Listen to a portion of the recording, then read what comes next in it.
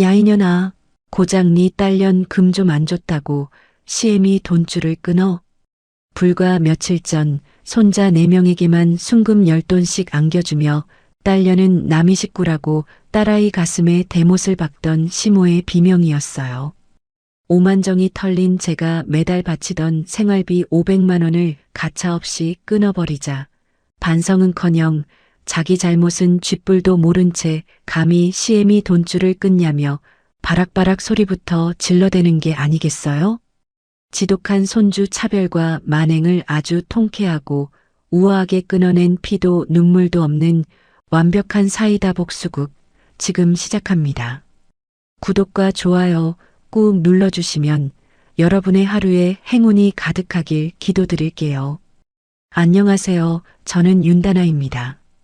사람들은 저를 보고 참 운도 좋고 능력도 좋은 사람이라고들 부러워하곤 하는데요. 평범한 회사원으로 살다가 취미삼아 방구석에서 꼼지락거리며 만들었던 소품들이 입소문을 타더니 어느새 번듯한 디자인 굿즈 브랜드로 성장해서 지금은 어엿한 주식회사 CEO 명함을 파고 다니니까요. 매달 제 통장에 찍히는 수천만 원이라는 숫자를 볼 때마다 지난날 밤을 새워가며 물건을 포장하고 거래처를 뛰어다니던 제 피땀 어린 시간들이 보상받는 것 같아 가슴이 벅차오르곤 한답니다. 남편은 중견기업에서 과장으로 성실하게 일하는 아주 다정하고 가정적인 사람이에요.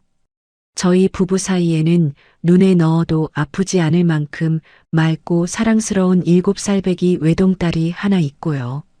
남들이 보기에는 돈 잘 버는 아내, 자상한 남편, 그리고 토끼 같은 딸까지 그야말로 그림처럼 완벽하고 평화로운 가정이라고 생각하실 텐데 그 완벽해 보이는 평화의 이면에는 제 피가 거꾸로 솟는 기막힌 비밀이 하나 숨겨져 있답니다.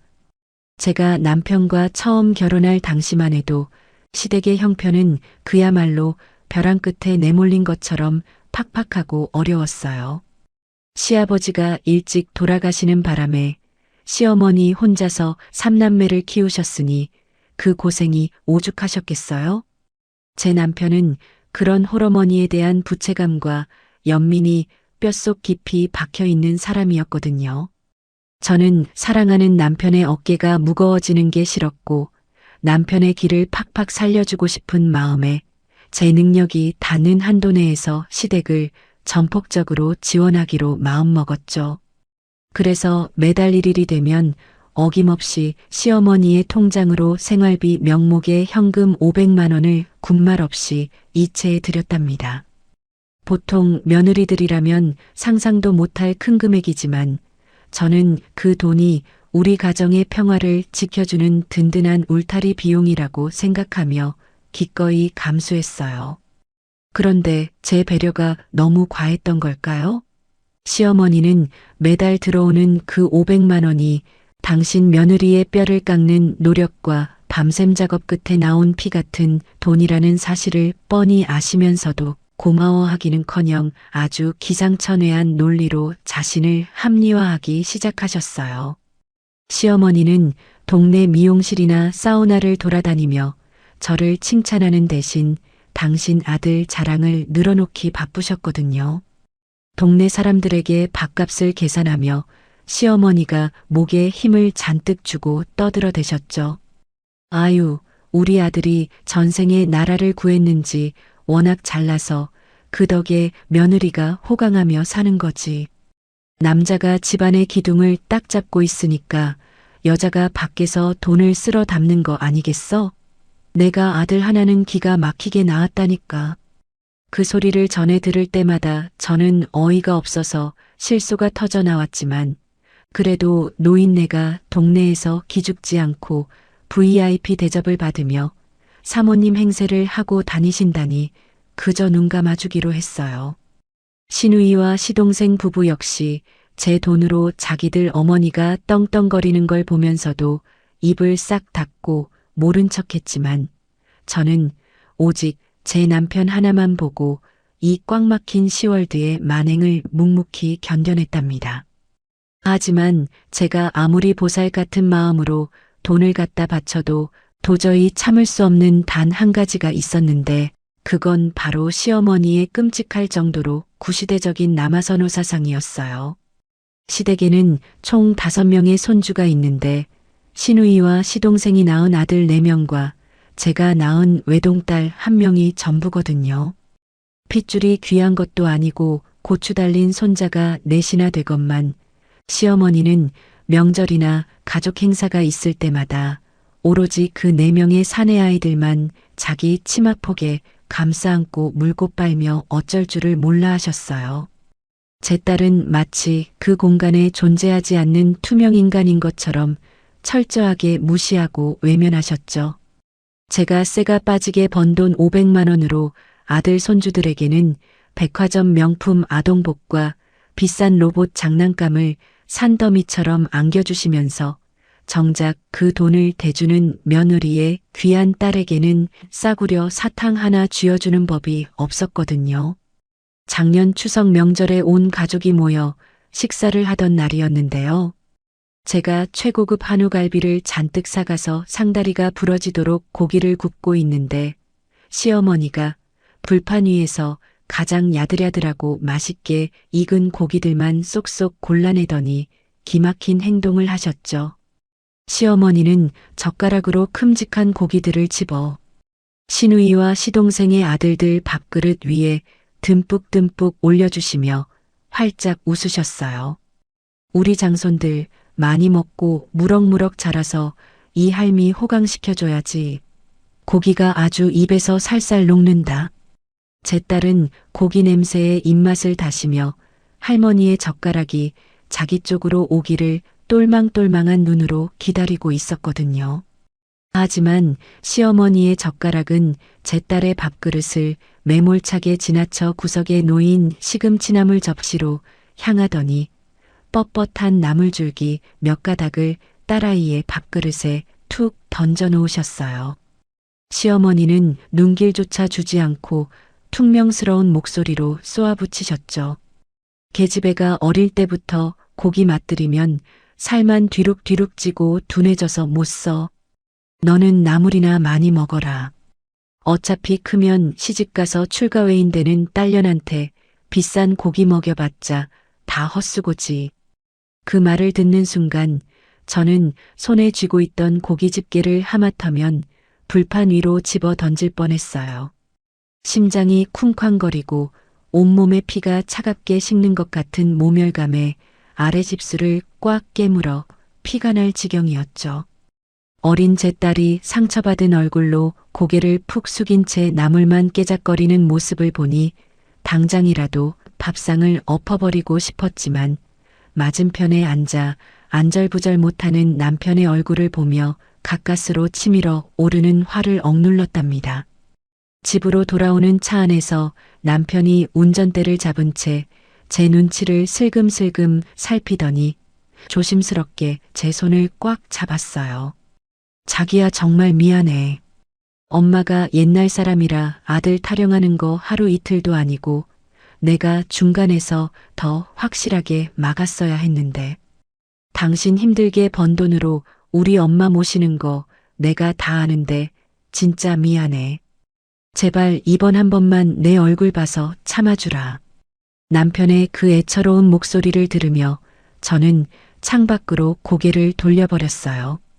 미안해하는 남편의 마음을 모르는 건 아니지만 제 돈으로 제 딸이 멸시당하는 이 기형적이고 역겨운 구조를 도대체 언제까지 참아내야 하는 건지 깊은 회의감이 밀려왔거든요. 겉으로는 500만 원이라는 돈으로 유지되는 아슬아슬한 평화였지만 그 평화의 밑바닥에서는 이미 시뻘건 분노의 마그마가 끓어오르고 있었답니다.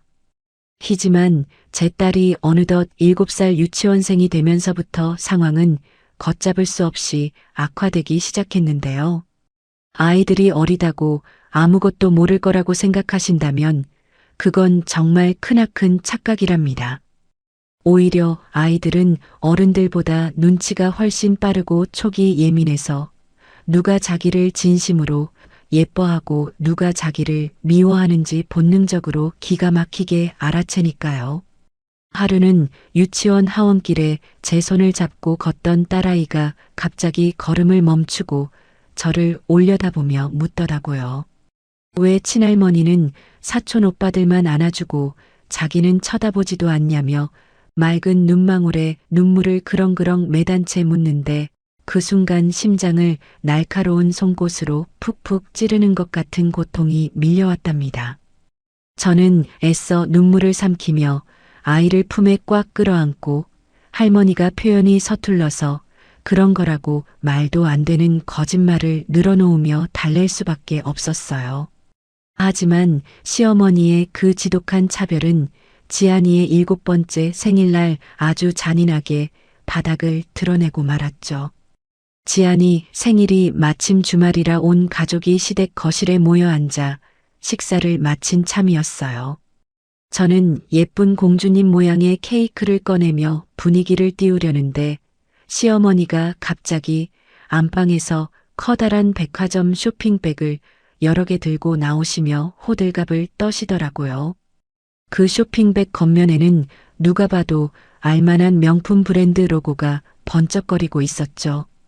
시어머니는 거실 한가운데 자리를 잡고 앉으시더니 시동생과 시누이네 아들 4명을 자기 앞으로 쪼르르 불러 모으셨어요.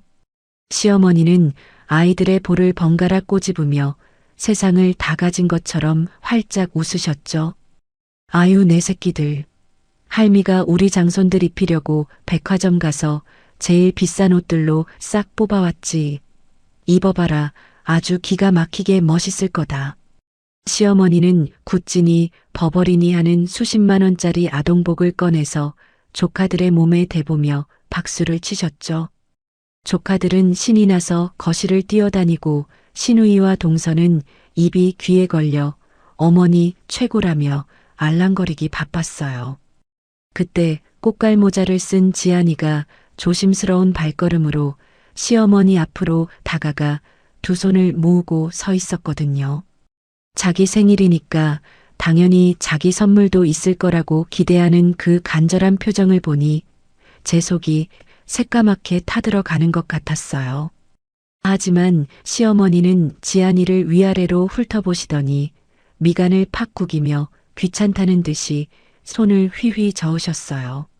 넌 뭘 기대하고 빤히 쳐다보냐? 딸려는 어차피 비싼 옷 사입혀봤자 다 돈 낭비야. 넌 생일 케이크나 퍼먹고 저기 가서 조용히 놀아라.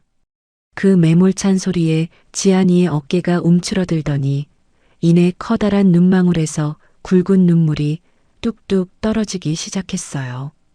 제 돈으로 산 생일 케이크 촛불도 끄기 전에 아이의 마음에 시퍼런 비수를 꽂아버리는 시어머니의 작태를 보며 저는 피가 거꾸로 솟아올라 주먹을 꽉 쥐었답니다. 제가 자리에서 벌떡 일어나려는 찰나 옆에 있던 남편이 먼저 이성을 잃고 펄펄 뛰기 시작했어요. 남편이 거실 탁자를 쾅 내리치며 얼굴을 붉게 물들인 채 소리쳤죠. 엄마 진짜 제정신이야? 오늘 지안이 생일인 거 뻔히 알면서 굳이 애 앞에서 조카들 옷만 꺼내서 상처를 줘야 속이 시원해? 애가 우는 거 안 보여. 남편의 고함에 놀란 조카들이 울음을 터뜨리고 거실은 순식간에 난장판이 되었지만 시어머니는 눈 하나 깜짝하지 않으셨어요. 오히려 턱을 치켜들고 남편을 향해 삿대질을 하며 적반하장으로 악을 쓰셨거든요. 네가 감히 애미한테 소리를 질러? 내가 내 돈 내 마음대로 쓰면서 내 귀한 장손들 옷 좀 사입히겠다는데 네가 무슨 상관이야? 그놈의 내 돈 타령. 시어머니가 당당하게 외치는 그 내 돈의 출처가 결국 제가 매달 피를 토하는 심정으로 입금해드리는 500만 원이라는 현실에 저는 실성한 사람처럼 헛웃음이 터져 나왔어요. 내 주머니에서 나온 돈으로 내 딸이 철저하게 멸시받고 투명인간 취급을 당하는 이 기형적인 총극을 도대체 언제까지 참아줘야 하는 건지 뼈저린 회의감이 해일처럼 밀려왔답니다.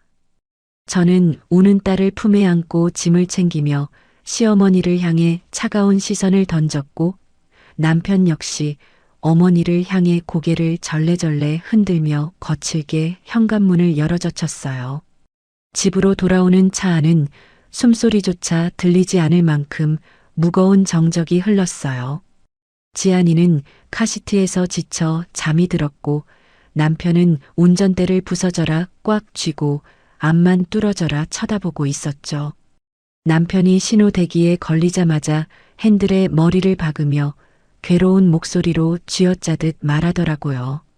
다나야, 내가 진짜 죽을 죄를 지었어.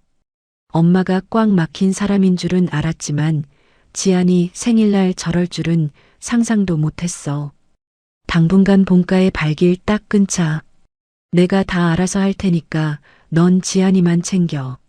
저는 창밖의 어두운 풍경을 응시하며 얼음장처럼 차분한 목소리로 대답했어요.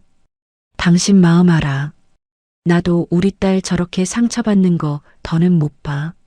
당신이 어머니 아들인 건 변함없는 사실이니까 가고 싶으면 당신 혼자 다녀와. 난 이제부터 내 딸 지키는 게 최우선이야. 그날 이후로 저는 시댁에서 부르는 모든 연락을 차단하고 방문을 완전히 끊어버렸어요. 제가 발길을 끊으니 당연히 생활비 500만 원 외에 쏠쏠하게 들어가던 각종 외식비나 용돈이 모조리 중단되었죠. 지갑이 얇아지기 시작하자 시어머니는 제 핸드폰으로 불이 나게 전화를 걸어와 귀가 찢어질 듯한 목소리로 시비를 걸어오기 시작하셨답니다. 너 지금 돈 좀 번다고 시애미를 무시하고 전화를 안 받아? 네가 아무리 잘나도 우리 집안 며느리라는 거 명심해라. 이번 주말에 당장 와서 베란다 청소나 해놔. 저는 통화 종료 버튼을 차갑게 눌러버리며 책상 위에 놓인 딸아이의 활짝 웃는 사진을 가만히 쓰다듬었어요. 제 인내심은 이미 한계치를 넘어선 지 오래였고 마음속으로는 날카로운 작두를 갈며 아주 냉혹한 결단을 내리고 있었거든요. 단 한 번만 더 내 딸을 함부로 대하며 눈물을 흘리게 만든다면 그때는 모든 경제적 지원을 당장 끊어버리고 이 뻔뻔한 사람들을 길바닥에 나앉게 만들겠다고 수백 번 다짐했답니다. 그리고 얼마 지나지 않아 시댁 식구들 모두가 한자리에 모여야만 하는 시어머니의 칠순 잔치가 코앞으로 다가왔어요. 저는 폭풍전야에 아주 서늘하고 고요한 마음으로 그 운명의 날을 향해 걸어 들어가고 있었답니다. 드디어 우리 가족의 운명을 송두리째 뒤바꿔 놓은 시어머니의 칠순 잔칫날이 밝았습니다. 저는 시어머니의 체면을 한껏 살려드리기 위해 동네에서 가장 비싸고 고급스러운 한정식 집을 통째로 빌렸답니다.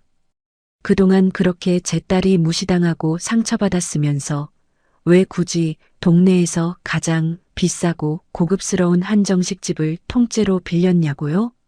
홀로 3남매 키우느라 고생하신 어머니의 평생 한 번뿐인 칠순이니 이번 한 번만 당신이 통 크게 싸주면 안 되겠냐고 남편이 며칠을 제 앞에서 고개를 숙이며 애원하기도 했고 저 역시 스스로에게 일말의 죄책감조차 남기지 않을 완벽한 명분이 필요했거든요.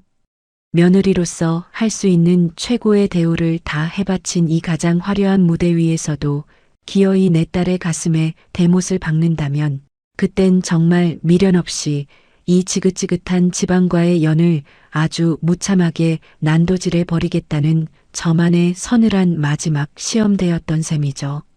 제가 특별히 주문한 산해진미와 최고급 코스 요리 비용은 잔치가 시작하기도 전에 당연하게도 제 신용카드로 일시불 결제를 마친 상태였어요.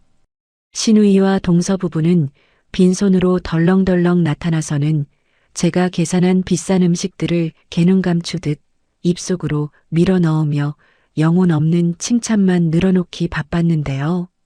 시어머니는 제가 거금을 들여 맞춰드린 고급 맞춤 한복을 쫙 빼입으시고는 마치 조선시대 왕비라도 된 것처럼 상석에 앉아 목에 잔뜩 힘을 주고 거드름을 피우셨죠. 저는 속으로 시퍼런 작두나를 갈면서도 겉으로는 우아한 미소를 잃지 않은 채 이 가증스러운 평화의 연극이 아주 철저하게 박살날 그 순간을 조용히 기다리고 있었답니다. 식사를 모두 마치고 종업원이 달콤한 디저트와 전통차를 내오며 테이블 위를 깔끔하게 정리해 주었을 때였어요. 갑자기 시어머니가 헛기침을 큼직하게 하시더니 본인이 의자 옆에 챙겨온 커다란 가방 안을 부스럭거리며 뒤적거리시더라고요. 잠시 후 가방에서 손을 빼낸 시어머니의 양손에는 붉은색 비단으로 곱게 포장된 묵직한 나무 상자가 들려 있었답니다. 시댁 식구들의 시선이 일제히 그 상자로 쏠리자 시어머니는 아주 흡족한 미소를 지으며 식당 테이블 한가운데에 상자를 조심스럽게 내려놓으셨어요. 시어머니가 뚜껑을 열어 젖히자 룸 안의 화려한 조명을 받아 눈이 부시도록 번쩍거리는 노란색 금붙이들이 영롱한 자태를 드러냈죠. 그 상자 안에는 무려 순금 10돈짜리 두꺼운 골드바들이 가지런히 놓여 있었습니다. 시어머니는 목소리를 한껏 높여 식당 룸이 쩌렁쩌렁 울리도록 선언하셨어요. 오늘 이 할미가 기분이 아주 좋아서 우리 집안을 이끌어갈 귀한 핏줄들에게 아주 특별하고 값진 선물을 하나씩 주려고 한다. 우리 든든한 장손들 한 명씩 앞으로 나와보거라. 순금 10돈이라는 엄청난 선물의 정체를 확인한 시누이와 동서의 입은 그야말로 귀에 걸려 찢어질 듯이 벌어졌어요. 아이들이 금이 뭔지나 제대로 알겠어요? 그저 자기 엄마들이 옆에서 등을 떠미니까 영문도 모르고 쪼르르 할머니 앞으로 달려나갔죠. 시어머니는 4명의 손주들 이름을 아주 자랑스럽게 한 명씩 부르며 녀석들의 앙증맞은 두 손에 묵직한 금덩이를 쥐어주셨어요. 아이들의 볼에 뽀뽀를 퍼부으며 세상을 다 가진 것처럼 기뻐하시는 시어머니의 모습을 보며 저는 등줄기를 타고 흘러내리는 식은땀을 애써 무시하며 제 딸아이의 얼굴을 재빨리 살폈답니다. 우리 집 손주는 총 5명인데 탁자 위에 놓인 금덩이는 정확히 4개뿐이었거든요. 오빠와 동생들이 반짝거리는 선물을 받고 신나게 웃고 떠드는 모습을 지켜보던 제 딸 지안이가 너무나도 맑고 순진한 눈망울을 끔뻑거리며 의자에서 내려와 시어머니 곁으로 촌촌걸음으로 다가갔어요. 아이는 작은 두 손을 가지런히 모으고 서서 고개를 갸웃거리며 할머니의 입술만 뚫어져라 쳐다보았죠. 지안이가 호기심 가득한 앳된 목소리로 할머니의 팔을 당기며 물었어요. 할머니, 나도 선물 주세요. 내 반짝이 금은 상자 어디에 숨어 있어요? 그 순간 화기애애하던 식당 룸 안의 분위기가 순식간에 찬물을 끼얹은 듯 숨막히는 정적으로 휩싸였어요.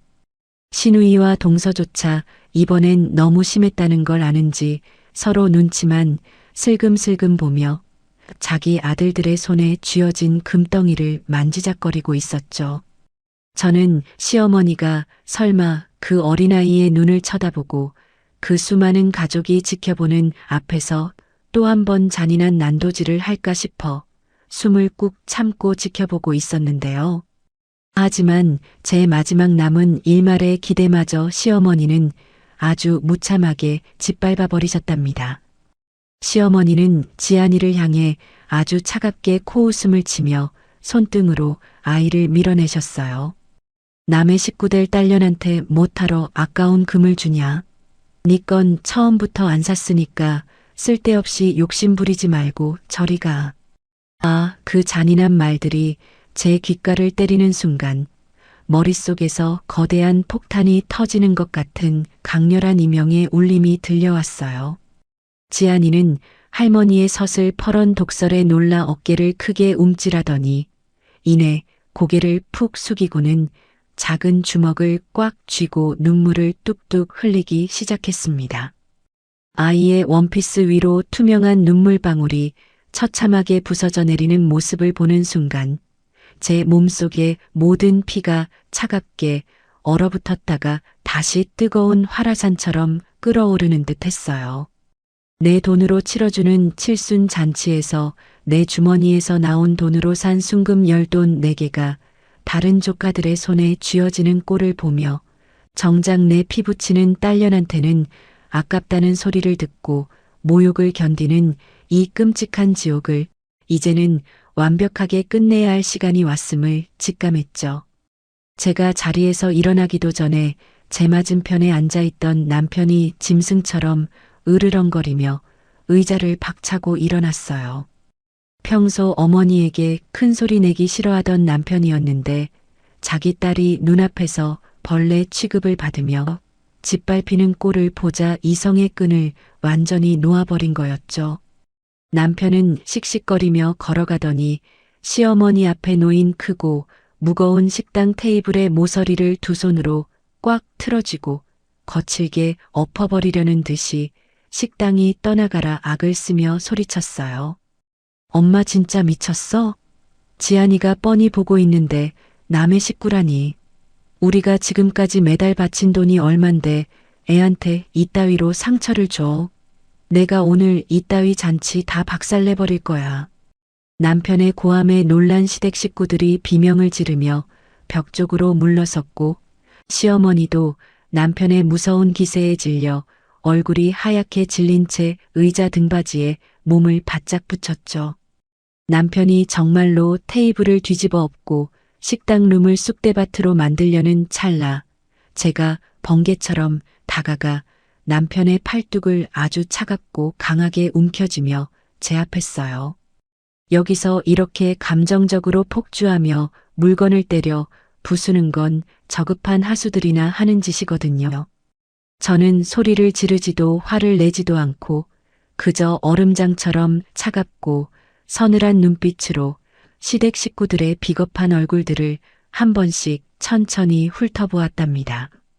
저는 남편의 눈을 똑바로 쳐다보며 아주 낮고 단호한 목소리로 속삭였어요. 여보, 그만해. 이런 쓰레기 같은 사람들한테 당신 귀한 힘 빼지 마. 지안이 놀라니까 테이블 손에서 나. 제 서늘한 목소리에 남편은 거친 숨을 몰아쉬면서도 틀어쥐었던 테이블을 바닥으로 탁 내려놓았어요. 저는 덜덜 떨며 울고 있는 지안이를 아주 부드럽게 품에 안아 올려 등을 토닥이며 아이의 귓가에 따뜻하게 속삭여 주었죠. 할머니가 준 저까지 금덩이보다 우리 딸이 100배 1000배는 더 소중하고 귀한 사람이라고 엄마가 세상에서 제일 멋지고 반짝이는 것만 다 사주겠다고 말이에요. 제 다정한 목소리에 지안이는 훌쩍임을 멈추고 고개를 끄덕이며 제 목을 작은 두 팔로 꽉 끌어안더라고요. 저는 아이를 안은 채로 천천히 몸을 돌려 의자에 엉거주춤 기대어 앉아있는 시어머니를 아주 깊고 고요한 눈빛으로 내려다보았습니다. 시어머니는 제 차가운 미소에 등골이 오싹해지셨는지 입술을 달달 떨면서도 애써 기죽지 않으려고 눈에 힘을 깍 주고 계셨어요. 저는 시어머니를 향해 허리를 꼿꼿하게 세우고 서서 한치의 흔들림도 없는 단호한 목소리로 짧은 인사를 건넸답니다. 어머님, 오늘 칠순잔치 아주 성대하게 잘 치르셨으니 앞으로는 금덩이 주신 귀한 손자들한테 효도 듬뿍 받으시면서 무병장수하세요. 제 입에서 나온 너무나도 정중한 인사의 시어머니는 몹시 당황해서 입을 벙긋거리기만 하셨죠. 제가 며느리로서 지켜야 할 알량한 예의를 억지로 갖춰 인사를 마친 후 뒤를 돌자 숨을 씩씩거리던 남편 역시 의자 등받이에 걸려있던 외투를 거칠게 낚아채며 입을 열었어요. 나도 오늘부로 엄마 아들 안 할 테니까 저금 챙겨받은 자식들한테 부양받으면서 잘 살아. 남편은 미련조차 남지 않은 발걸음으로 룸의 미닫이 문을 거칠게 열어젖히고는 저와 지안이를 식당 밖으로 이끌었답니다.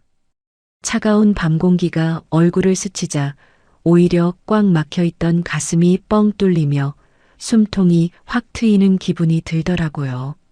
남편이 운전석에 올라타 엔진 시동을 거는 순간 저는 코트 주머니에서 핸드폰을 꺼내 들었답니다. 화면의 잠금을 해제하고 주거래 은행 어플리케이션 아이콘을 누르는 제 손가락에는 단 한치의 떨림이나 망설임도 존재하지 않았어요. 화면 중앙에는 지난 5년 동안 단 한 달도 거르지 않고 매월 1일마다 시어머니의 계좌로 꼬박꼬박 이체되던 500만 원이라는 숫자가 아주 선명하게 찍혀 있었습니다. 저는 그 숫자를 보며 픽하고 실소를 흘리고는 화면 우측 하단에 있는 붉은색 자동이체 해지 버튼을 가차없이 꾹 눌러버렸답니다. 해지 처리를 완료했다는 알림창이 화면에 떠오르는 순간 제 어깨를 짓누르고 있던 무거운 쇠사슬이 쨍그랑 소리를 내며 풀려나가는 짜릿한 쾌감을 느꼈어요. 핸드폰 화면을 끄고 가방에 집어넣는 저를 보며 남편이 핸들을 꽉 쥔 채 고개를 크게 끄덕였죠. 남편은 룸미러로 뒷좌석의 지안이를 애틋하게 살피더니 굳은 목소리로 제게 말했어요. 정말 잘했어. 진작에 당신이 그 돈 끊게 내가 나섰어야 했는데 그동안 내가 너무 바보 같았어.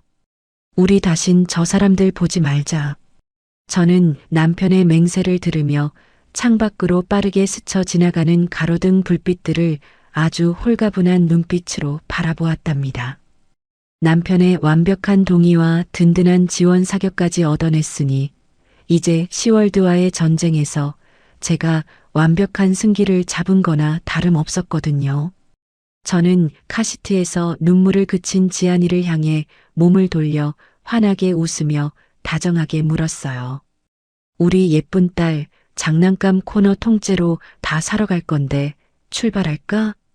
제 말에 지안이의 커다란 눈망울이 다시 초롱초롱하게 반짝거리며 고개를 세차게 끄덕이더라고요. 우리는 곧장 도심에서 가장 큰 백화점으로 차를 돌려 화려한 조명이 빛나는 장난감 코너를 신나게 휩쓸고 다녔답니다.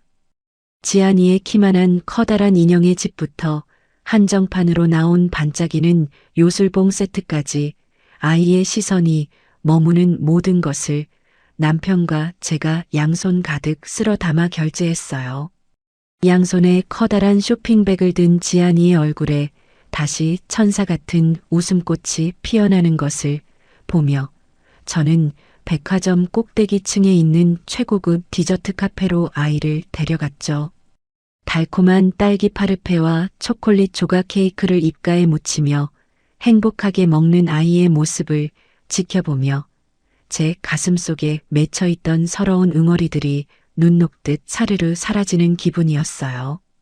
이렇게 예쁘고 소중한 내 아이를 그 답답한 시댁 식구들 틈에 앉혀두고 눈칫밥을 먹게 했던 지난날의 제 자신이 너무나도 원망스러웠지만 이제부터라도 그 잃어버린 시간들을 완벽하게 보상해주겠다고 수천 번 다짐했답니다. 우리가 그렇게 완벽한 세 식구만의 행복한 시간을 만끽하고 있을 때 아마 식당 룸에 남겨진 시어머니는 아주 헛된 승리감에 도취되어 콧노래를 부르고 계셨을 거예요. 제가 아무런 반항도 하지 못하고 딸아이를 안고 나갔으니 본인의 위험에 며느리가 완벽하게 굴복했다고 굳게 믿으셨겠죠. 고분고분하게 인사까지 하고 나갔으니 당신의 서슬퍼런 호통에 제가 기가 꺾였다고 착각하며 남은 비싼 음식들을 아주 맛있게 싹싹 긁어 드셨을 게 뻔했거든요. 나머지 시댁 식구들 역시 제가 거액을 결제해 놓은 코스 요리를 배 터지게 먹으며 자기 아들들이 받은 순금 10돈짜리 금덩이를 치켜들고 어머니 만수무강하시라며 아부의 극치를 달리고 있었을 테고요. 하지만 그들은 전혀 상상조차 하지 못하고 있었답니다. 자신들의 화려한 사모님 행세와 기름진 식탁을 든든하게 유지시켜주던 유일한 황금 동아줄이 방금 전 제 손가락 터치 한 번으로 아주 가차없이 잘려나갔다는 사실을 말이에요. 저는 입가에 묻은 크림을 닦아주는 남편과 저를 보며 까르르 웃는 지안이를 양팔로 꽉 끌어안으며 아주 시원하고 통쾌한 미소를 지었어요. 며칠 뒤 찾아올 매월 1일 약속된 입금일이 다가오면 그들은 천국에서 지옥의 한가운데로 곤두박질치며 뼈저린 비명을 지르게 될 테니까요. 폭풍이 몰려오는 줄도 모르고 금덩이를 쓰다듬고 있을 시댁 식구들의 멍청한 얼굴을 상상하니 저는 오늘 밤 아주 기분 좋은 단잠에 푹 빠져들 수 있을 것만 같았답니다. 시간은 참 거짓말처럼 빠르게 흘러 드디어 제가 그토록 고대하던 일일이 찾아왔어요. 지난 5년 동안 시어머니에게 이 매월 1일은 500만 원이라는 거금이 통장에 꽂히는 그야말로 세상을 다 가진 듯 축배를 드는 날이었을 거예요. 동네 아줌마들을 죄다 끌고 백화점 VIP 라운지로 몰려가서 비싼 밥을 턱턱 쏘고 명품 화장품을 긁어대며 본인의 화려한 사모님 행세를 마음껏 뽐내는 아주 중요한 날이니까요. 그날도 어김없이 시어머니는 아침 일찍부터 미용실에 들러 머리에 잔뜩 뽕을 넣고 화려한 실크 블라우스를 차려입은 채 동네 지인들을 대동하고 백화점 문이 열리기도 전부터 출근 도장을 찍으셨을 게 안 봐도 비디오였죠. 저는 제 회사 사무실 책상에 아주 편안하게 기대어 앉아 갓 내린 향긋한 커피를 한 모금 마시며 눈앞에 놓인 핸드폰 액정 화면만 가만히 쳐다보고 있었답니다.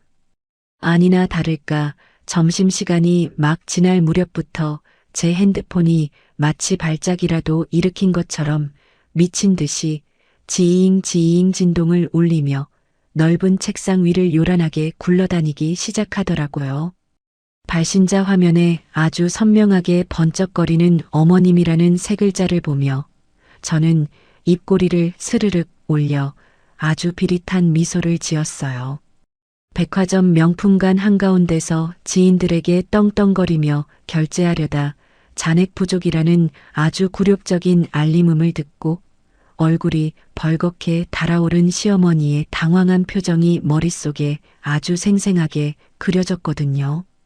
계산대 앞에서 카드가 정지되었다는 직원의 말을 듣고 뒤에 서 있던 지인들 눈치를 보며 식은땀을 뻘뻘 흘렸을 그 처참한 꼴을 직접 보지 못한 게 한이 될 지경이었어요. 부랴부랴 은행에 전화해서 며느리가 꼬박꼬박 보내던 500만 원이 입금되지 않았다는 청천벽력 같은 사실을 확인한 시어머니는 아마 그 자리에서 거품을 물고 펄펄 뛰셨을 거예요. 제가 전화를 받지 않고 가만히 내버려 두자 핸드폰 화면에는 부재중 전화가 10통, 20통을 넘어 순식간에 40통까지 아주 붉은색 글씨로 빼곡하게 쌓여가기 시작했답니다. 평소 같았으면 제가 안부 전화를 걸어도 바쁘다는 핑계를 대며 번번이 무시하시던 분이 돈줄이 끊겼다는 사실에 얼마나 다급해지셨는지 손가락에 쥐가 나도록 통화 버튼을 눌러대는 꼴이 참으로 우습고도 애잔하더라고요. 저는 등받이 의자에 몸을 깊숙이 기대고 앉아 넓은 통유리 창밖으로 쏟아지는 눈부신 햇살을 여유롭게 만끽하며 그 요란한 진동 소리를 마치 아주 경쾌한 클래식 음악이라도 되는 양 즐겁게 감상했는데요. 내 손가락 터치 한 번에 한 사람의 일상이 지옥으로 곤두박질치는 모습을 실시간으로 확인하는 건 생각보다 훨씬 더 짜릿하고 통쾌한 경험이더라고요. 부재중 전화가 50통을 넘어가고 핸드폰 배터리가 눈에 띄게 달아갈 때쯤 통화 연결 버튼을 여유롭게 쓸어넘겨 통화 녹음 버튼을 꾹 누르고 스피커폰으로 전환했어요. 전화가 연결되자마자 수화기 너머로 귀청이 떨어져 나갈 듯한 시어머니의 악에 바친 비명이 사무실 안을 쩌렁쩌렁하게 울렸어요. 야 이년아, 너 당장 내 돈 내놓지 못해. 감히 시애미 돈줄을 끊어놓고 전화만 피하면 다인 줄 알아. 남들 앞에서 늘 교양 있는 척, 있는 집 사모님인 척 턱을 치켜들고 자존심을 세우려 하시던 분이 단돈 500만 원이 안 들어왔다는 이유 하나만으로 아주 밑바닥에 깔린 천박한 본성을 여과 없이 드러내며 짐승처럼 소리를 질러대셨죠. 저는 핏대를 세우며 길길이 날뛰는 시어머니의 그 절박하고도 표독스러운 절규를 들으며 책상 위에 놓인 만년필을 빙글빙글 돌렸어요. 시어머니는 거친 숨을 헐떡이더니 이내 제가 입을 열 틈조차 주지 않고 아주 다급하게 속사포처럼 쏘아붙이셨습니다. 내깐년이 감히 나한테 이래. 고작 네 딸년한테 금덩이 조금 안 쥐어줬다고 앙심을 품고 내 생활비를 끊어. 내가 오늘 동네 사람들 다 불러 모아놓고 백화점에서 밥 사기로 했는데 내가 무슨 개망신을 당했는지 네가 알아. 내 구겨진 체면을 네가 어떻게 책임질 거냐고. 그 뻔뻔하고도 이기적인 논리에 저는 하마터면 참지 못하고 큰 소리로 실소를 터뜨릴 뻔했답니다. 본인 입으로 똑똑히 고작 내 딸에게 금덩이 하나 안 쥐어준 일이라고 표현하면서 그게 왜 본인의 돈줄이 끊길 사유가 되는지 전혀 이해하지 못하는 저 지독한 무지함이 참으로 경이로울 지경이었거든요. 남의 집 딸년이라며 7살짜리 어린아이의 마음에 천인공노할 대못을 박아놓고서 고작 자기 체면 구긴 것 때문에 화가 나서 길길이 날뛰는 저 이기적인 괴물을 향해 저는 아주 차갑고 매서운 반격을 날려줄 준비를 마쳤어요. 시어머니는 수화기 너머로 바닥을 쾅쾅 구르는 소리까지 내며 분에 못 이겨 고래고래 악을 쓰고 계셨지만 저는 그런 발악조차 아주 귀여운 앙탈로 느껴질 만큼 마음의 여유를 완벽하게 되찾은 상태였답니다. 그동안 내가 이딴 쓰레기 같은 억지를 들으며 내 귀한 돈을 바쳤다니 제 자신이 한심하기도 했지만 이제라도 그 사슬을 끊어냈으니 오히려 감사해야 할 판이었죠. 저는 여전히 아무 말 없이 시어머니의 숨 넘어가는 절규를 아주 평온하고 차가운 얼굴로 묵묵히 감상했어요. 이제 저 천박한 입술을 아주 우아하게 닫아버리게 만들 제 차례가 다가오고 있었으니까요. 저는 책상 위에 놓인 차가운 얼음물을 한 모금 여유롭게 삼키고는 아주 부드럽고 상냥하지만 뼛속까지 얼어붙게 만들 만큼 서늘하고 날카로운 목소리로 천천히 입을 열었답니다. 어머님, 지안이는 나중에 커서 남의 집 제사상이나 차려줄 남의 식구라면서요? 그렇게 핏줄 타령하시며 남의 식구라고 선을 딱 그어 놓으시고서는 왜 이제 와서 생판 남의 집 돈을 내놓으라고 이 대낮부터 소리를 지르며 행패를 부리세요? 제 전곡을 찌르는 명쾌한 반격에 당황한 시어머니는 순간 말문이 막혔는지 헉하고 숨을 들이켜시더니 이내 말도 안 되는 억지를 부리며 쉰 목소리로 박박 우기기 시작하셨죠. 그래도 시애미가 며느리한테 생활비 좀 받는 게 당연한 거지. 네가 감히 나를 가르치려 들어? 당장 내 통장으로 500만 원 입금 안 하면 내가 네 회사로 쫓아가서 머리채를 다 뽑아놓고 쑥대밭을 만들어 놓을 줄 알아. 그 저급하고 알량한 협박에 저는 눈 하나 깜빡하지 않고 의자 등받이에 몸을 깊숙이 기대며 아주 차갑고 서늘한 비웃음을 흘려주었어요. 제 피 같은 돈으로 다른 손자들 금덩이 사주면서 사모님 행세하시는 꼬라지를 제가 언제까지 바보처럼 보고만 있을 줄 아셨어요? 이제부터는 그 귀한 금덩이 받은 손자놈들한테 부양받으면서 잘 살아보세요. 마침 제게 점심을 사주겠다고 회사로 찾아와 소파에 앉아 그 모든 통화 내용을 가만히 듣고 있던 남편이 자리에서 벌떡 일어나더니 성큼성큼 다가와 제 책상 위에 놓인 핸드폰을 거칠게 낚아채버렸습니다. 남편의 얼굴은 분노와 수치심으로 시뻘겋게 달아올라 있었고 턱관절이 도드라질 정도로 이를 꽉 악문 채 화면을 노려보며 아주 낮고 위협적인 목소리로 으르렁거렸어요. 엄마, 지안이를 남의 식구라고 버린 그 순간부터 엄마는 내 엄마의 길을 완벽하게 포기한 거야. 우리 피 빨아먹으면서 귀부인 행세하던 그 더러운 짓거리들도 오늘로 끝이니까 앞으로 나한테도 2번 다시 연락하지 마. 아들의 단호하고도 서슬퍼런 통보에 수화기 너머로 당황한 시어머니가 다급하게 아들의 이름을 부르며 매달리는 소리가 들려왔지만 남편은 한치의 자비도 없이 화면의 붉은색 통화 종료 버튼을 아주 강하게 짓눌러 버렸답니다. 남편은 통화가 끊기자마자 곧바로 시어머니의 번호를 수신 거부 목록에 쳐넣어 버리더니 시댁 식구들이 모여있는 단체 카톡방에서도 일말의 망설임 없이 조용히 퇴장하기 버튼을 눌러버렸죠.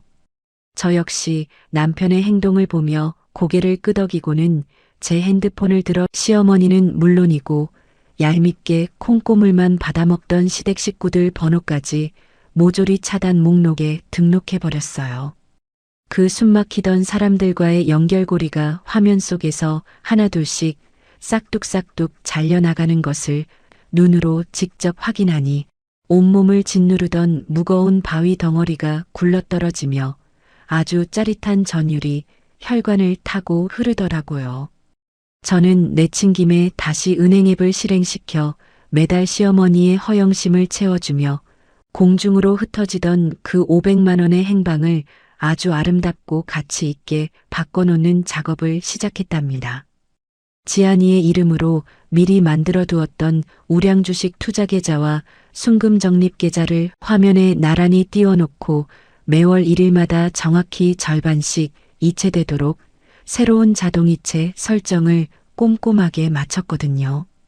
제 손끝에서 설정 완료라는 알림창이 떠오르는 순간 그동안 억울하게 시댁의 배를 불리던 제 피땀 어린 돈들이 오롯이 내 사랑하는 딸의 찬란한 미래를 위한 든든한 밑거름으로 탈바꿈하는 진정한 금융치료가 완벽하게 완성되었어요.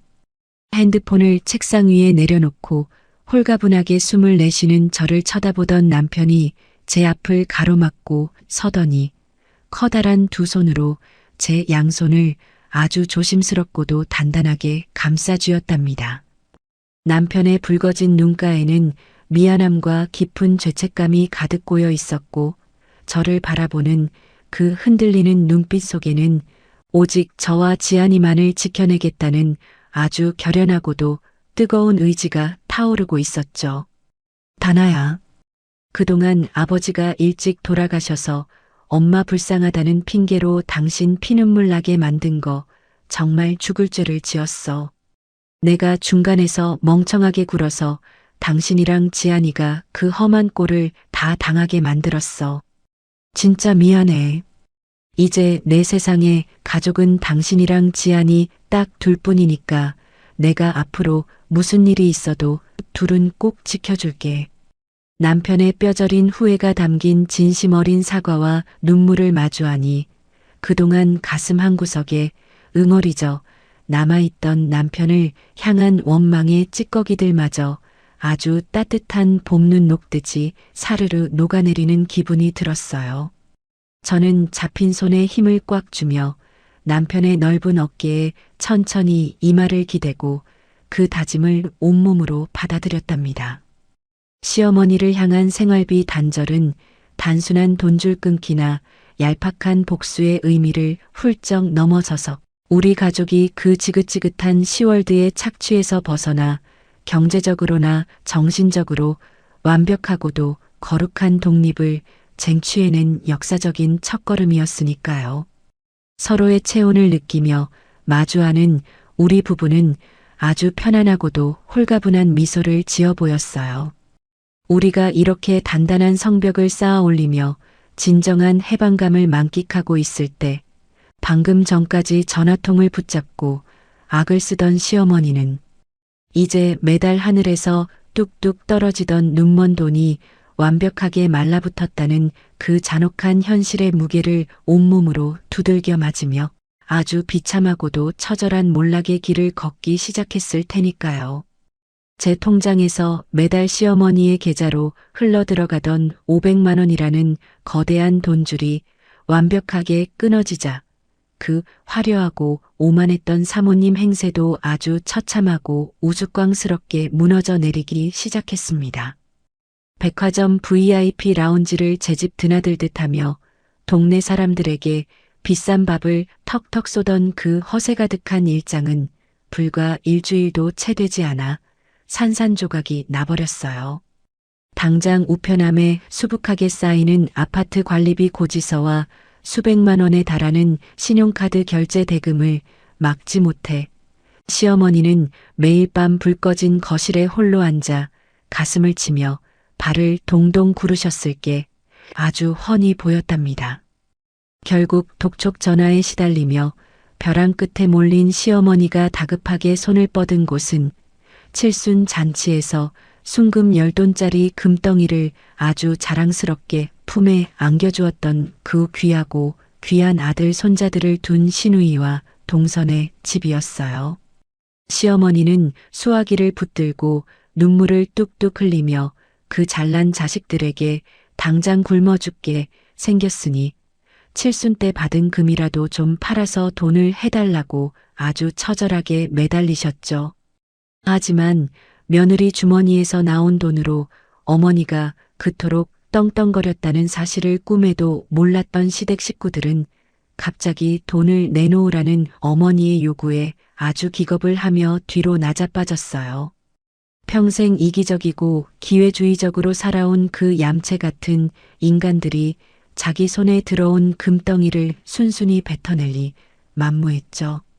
시누이와 동서는 약속이나 한 듯이 전화통에 대고 아주 차갑고 매몰차게 쏘아붙였어요.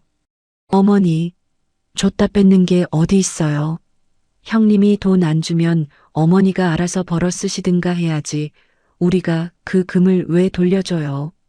금덩이를 쥐어줄 때는 온 세상을 다 가진 것처럼 환호하던 자식들이 막상 본인의 숨통이 조여오자 아주 벌레 보듯 자신을 외면하고 전화를 끊어버리는 꼴을 보며 시어머니는 그제야 자신이 철저히 짓밟고 무시했던 며느리의 돈이 이 집안의 든든한 기둥이었다는 뼈저린 진실을 마주하고 피눈물을 쏟으셨을 거예요. 어머니를 부양해야 한다는 압박감이 목밑까지 차오르자 시댁 식구들은 자기들끼리 머리를 맞대고 아주 기상천외하고 뻔뻔한 계획을 세워 제 회사 건물로 막무가내로 쳐들어오는 만행을 저질렀답니다. 제가 대표실에서 서류를 검토하고 있는데 밖에서 우당탕거리는 소음이 들리더니 시누이와 동서가 문을 거칠게 열어젖히고 씩씩거리며 쳐들어왔는데요. 그들은 저를 보자마자 소파에 아주 거만하게 다리를 꼬고 앉아서는 염치라고는 약에 쓸래야 찾아볼 수도 없는 얼굴로 아주 당당하게 요구 사항을 늘어놓기 시작했어요. 동서가 팔짱을 딱 끼고 턱을 치켜들며 아주 건방진 목소리로 떠벌렸죠. 형님, 우리가 늙은 어머니 모시고 살 테니까 예전에 형님이 매달 어머니한테 주던 그 생활비 500만 원, 이제부터 우리 통장으로 정확하게 이체하세요. 안 그러면 우리도 어머니 길바닥에 나앉게 내버려 둘 거니까 알아서 하세요. 그 적반하장의 태도에 제가 어이가 없어서 헛웃음을 터뜨리려던 찰나 마침 저와 점심을 먹기 위해 제 사무실로 들어오던 남편이 그 기가 막힌 현장을 똑똑히 목격하고 말았어요.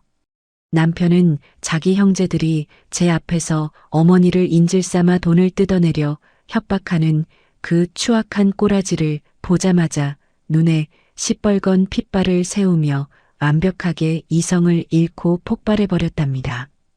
남편이 목에 핏대를 세우고 사무실이 떠나가라 악을 썼어요.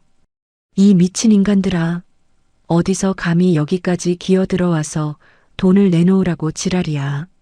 당장 꺼져.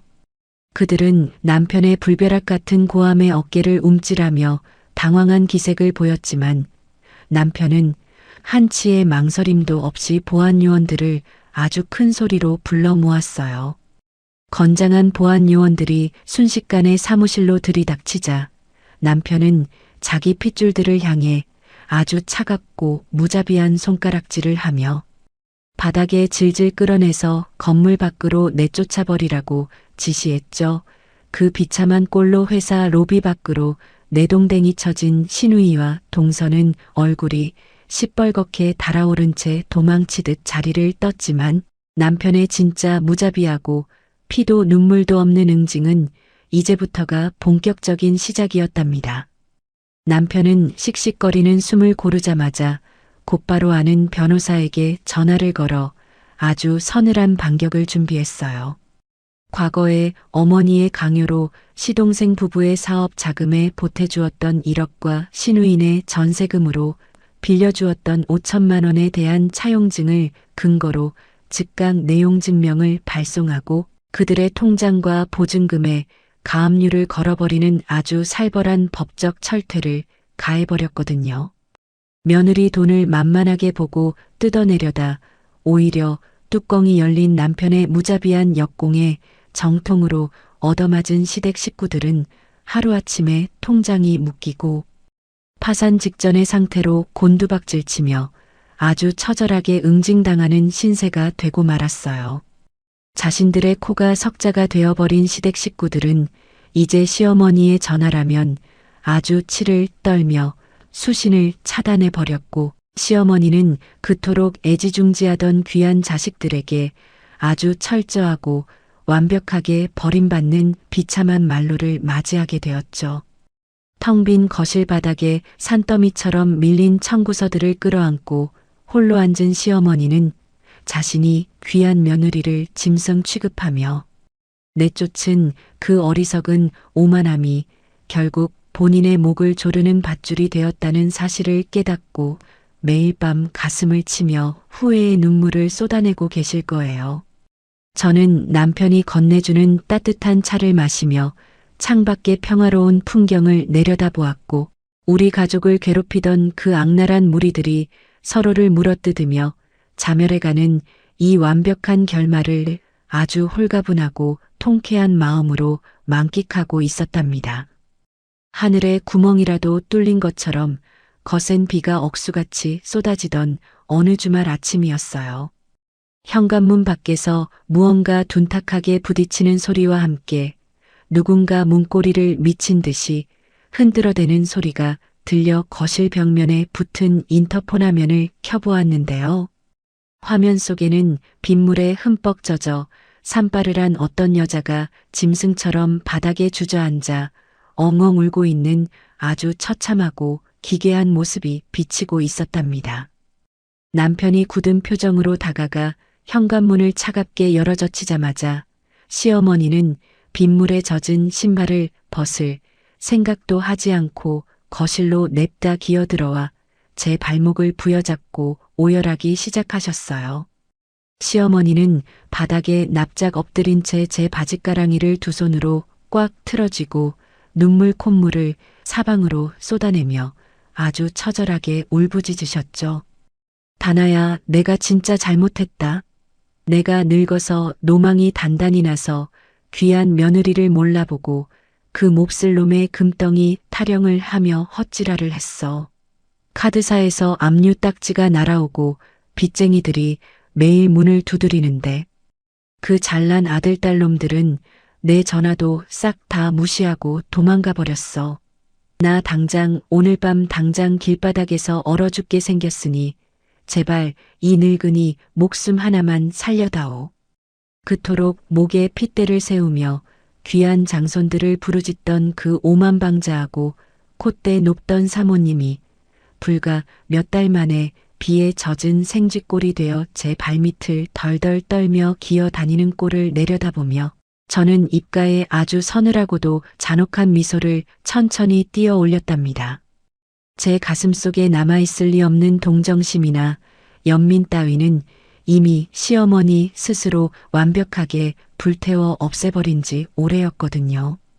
저는 제 바지를 쥐고 있는 시어머니의 축축하고 지저분한 손을 발로 아주 가볍게 밀어내며 속으로 치밀하게 계산하고 준비해 두었던 서늘한 계약 조건을 입 밖으로 꺼냈어요.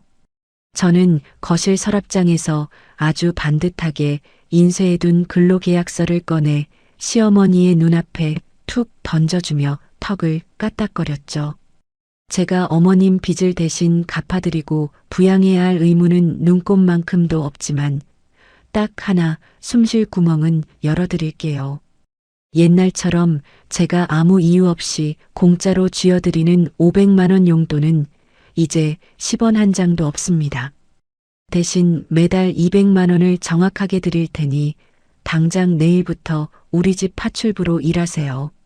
제 파격적이고도 굴욕적인 제안에 시어머니가 숨을 헉 들이켜며 눈동자를 지진난 것처럼 이리저리 굴리자 옆에서 팔짱을 끼고 그 비참한 꼴을 가만히 내려다보던 남편이 아주 쐐기를 박듯 서늘하고 무자비한 일가를 날렸죠.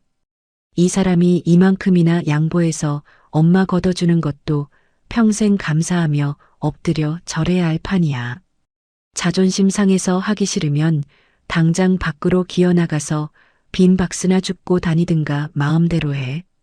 갈 곳도 없고 돈 나올 구멍도 완벽하게 막혀버려 당장 내일의 끼니조차 걱정해야 하는 시어머니는 결국 생존이라는 짐승 같은 본능 앞에서 그 하늘을 찌르던 알량한 자존심을 미련 없이 쓰레기통에 처박고 말았습니다. 시어머니는 덜덜 떨리는 손으로 탁자 위에 놓인 볼펜을 집어들고 며느리 앞에서 그 굴욕적인 가사도우미 근로계약서에 붉은 지장을 찍으며 바닥에 엎드려 통곡하셨답니다. 하지만 제가 내민 그 계약서에는 아주 절대적이고도 잔인한 특약 조항이 하나 붉은 글씨로 선명하게 박혀 있었어요. 내 귀한 딸 지안이의 반경 1m 이내에는 절대 접근하지 말 것, 아이에게 단 한마디의 말도 걸지 말 것, 가리고 감히 눈조차 마주치지 말 것. 만약 내 딸에게 조금이라도 아는 척을 하거나 아이가 할머니의 존재 때문에 기분이 상하는 기색이 단 1초라도 보인다면 그 즉시 해고하고 길거리로 내쫓겠다는 철저한 규칙을 아주 단단하게 못 박아 두었거든요. 그날 이후로 우리 집의 일상 풍경은 아주 기가 막히게 역전되어 버렸답니다. 제 주머니에서 나온 돈으로 명품관을 누비고 동네 사우나를 주름잡으며 며느리를 쥐잡듯 잡던 그 콧대 높은 시어머니는 매일 아침 해가 뜨기도 전에 낡고 칙칙한 앞치마를 허리에 두르고 현관문 비밀번호를 누르며 출근하는 신세가 되었죠. 하루 종일 굽은 무릎을 꿇고 거실 대리석 바닥을 땀을 뻘뻘 흘리며 박박 닦고 냄새나는 화장실 청소를 도맡아 하는 비참한 하녀 신세로 완벽하게 전락해버린 거예요. 시어머니가 퉁퉁 부은 손끝으로 걸레질을 하는 그 넓은 거실 한가운데서는 제가 사준 장난감들에 둘러싸여 예쁜 공주님 드레스를 입고 까르르 웃으며 뛰어노는 제 딸 지안이가 완벽한 천국을 누리며 행복한 일상을 보내고 있었는데요. 시어머니는 고무장갑을 꽉 쥔 채 그토록 자신이 투명인간 취급하고 짓밟았던 손녀가 저와 남편에게 눈부시게 사랑받는 모습을 저 멀리 주방 구석에서 숨죽여 훔쳐보기만 할 뿐이었어요. 감히 다가가서 안아주지도 못하고 매일매일 뼈저린 후회의 피눈물을 삼키는 그 처량한 모습을 볼 때마다 저는 아주 깊고 묵직한 카타르시스를 온몸으로 느꼈답니다. 행여나 계약 조건이 파기되어 이 따뜻한 집에서 쫓겨나 다시 차가운 세상 속으로 내몰릴까봐 아이와 눈이 마주치면 화들짝 놀라 고개를 푹 숙이고 청소기만 돌리는 그 초라한 뒷모습은 제가 짠 완벽한 복수극의 가장 아름다운 명장면이었으니까요. 저는 월 200만 원이라는 아주 합리적인 금액으로 누구보다 제 눈치를 기가 막히게 잘 살피고 감히 말대꾸 한번 하지 못하는 전속 가사도우미를 고용함과 동시에 시어머니의 그 썩어빠진 남아선호 사상과 오만함을 내 발밑에 완벽하게 짓밟아버리는 최고의 복수를 아주 우아하게 완성했어요. 맑게 갠 주말 아침마다 갓 내린 향긋한 커피를 여유롭게 마시며 남편과 다정하게 소파에 앉아 땀을 뻘뻘 흘리며 베란다 유리창을 닦는 시어머니의 구분 등을 감상하는 이 눈부신 일상이 그동안 제가 시월드에서 억울하게 삼켜야 했던 눈물의 시간들을 아주 통쾌하게 보상해주는 제 인생의 완벽한 해피엔딩이랍니다.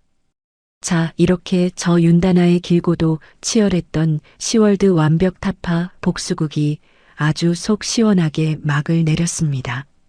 답답했던 고구마 구간을 지나 남편과 손잡고 통쾌한 사이다 결말을 맞이하는 이 완벽한 서사시를 들으며 함께 울고 웃어주신 여러분의 꽉 막힌 속도 아주 뻥 뚫리셨나요?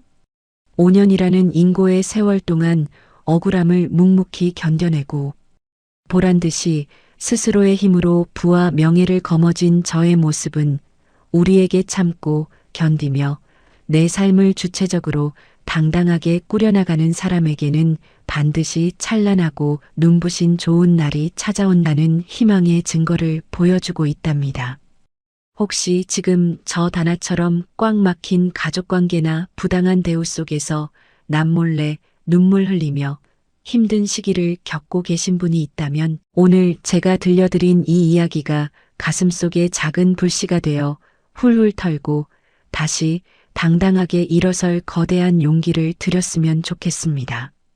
나쁜 사람들은 자신이 뱉은 독화살에 찔려 파멸을 맞이하고 착하고 성실하게 살아가는 사람들은 결국 완벽한 행복을 쟁취한다는 이 뻔하지만 변하지 않는 세상의 진리를 꼭 기억하시길 바래요. 여러분의 앞으로의 빛나는 날들에도 늘 이렇게 평안하고 웃음소리 가득한 행복한 순간들만 끝없이 펼쳐지기를 저 윤다나가 진심을 다해 기원하며 오늘의 이야기를 마치겠습니다. 오늘도 끝까지 제 이야기에 귀 기울여 주시고 통쾌한 발걸음에 함께 해주셔서 정말 진심으로 감사합니다. 네. 지금까지 시어머니의 지독한 손주 차별과 만행을 아주 통쾌하고 우아하게 끊어낸 윤다나님의 사연이었습니다. 매달 500만 원이라는 큰 돈을 지원하면서도 귀한 외동딸이 상처받는 모습을 곁에서 지켜봐야만 했던 다나님의 마음고생이 그동안 얼마나 심하셨을까요? 하지만 억울함에 무너지지 않고 단호한 결단력과 본인의 당당한 능력으로 가족을 완벽하게 지켜낸 다나님의 반격은 들으면서도 꽉 막힌 속이 뻥 뚫리는 기분이었습니다. 본인의 탐욕과 이기심으로 스스로 파멸을 불러와 결국 며느리 집에 가사도우미로 전락한 시어머니의 결말을 보니 역시 뿌린 대로 거둔다는 인과응보의 진리가 다시 한번 뼈저리게 와닿네요. 이제 지긋지긋한 시월드의 굴레에서 벗어나 든든한 남편분, 그리고 눈에 넣어도 아프지 않을 사랑스러운 딸 지안이와 함께 진정한 천국을 누리시길 진심으로 응원하겠습니다. 다나님께 응원의 댓글을 남겨두세요.